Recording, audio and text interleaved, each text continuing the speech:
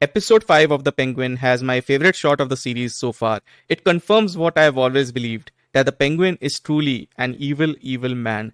This shot in episode 5 is the money shot. It's the one that gave me goosebumps. For so long, we've seen villains with sympathetic backstories or some kind of justification for their actions. I was worried that when the Penguin lit both the mother and the son on fire, the camera would cut to him feeling remorse or pity or emotional. But instead, what we see is chilling. What we see is haunting. While the enjoyment isn't obvious on his face, you can still sense it. It's subtle, but it's there. And that's what makes it so terrifying. Colin Farrell's performance is absolutely brilliant. If he doesn't get an Emmy for this, I don't know what the Emmys are even for. He deserves it. Not just for the prosthetics and the transformation, but for the very way he conveys emotion and communicates so much through his performance. Honestly, I could watch him talk about literally anything and still find it entertaining because of how compelling he is. The writing is great, the acting is phenomenal, and I just love this show so much. Although the Penguin is a much more complex character than most villains we've seen, in a world full of evil people, he just might be the most evil among them all. And now that we know about Sophia Falcone's tragic past, the question becomes,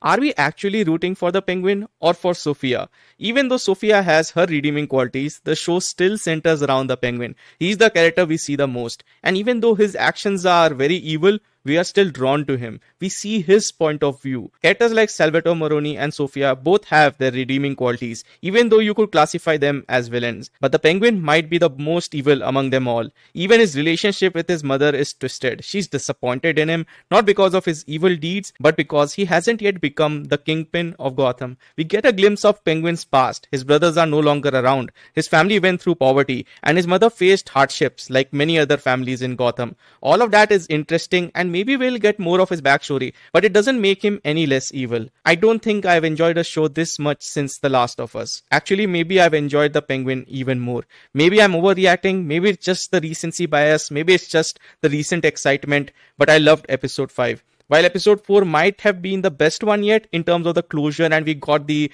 entire Sophia story, episode 5 really raised the stakes. It was a continuation of the Penguin story. It was more focused on the Penguin, and I can't wait for episode 5. And this show only has 8 episodes, and I've heard that it's a mini series, so it's about to end, guys, and I really can't wait for the climax. If this show delivers the climax, it might be one of my favorite mini series of all time, up there with a show like Chernobyl even, and that's saying a lot. But yeah, the common thread here is HBO. HBO always delivers, and you can count on them for anything. That's why I'm so excited for the Harry Potter series that will come out, I think, in 2026. I have full faith in HBO. I think they will adapt it faithfully to the books. I think they will go into much more detail. I think the series will be much more darker. And yeah, I can't really wait for it.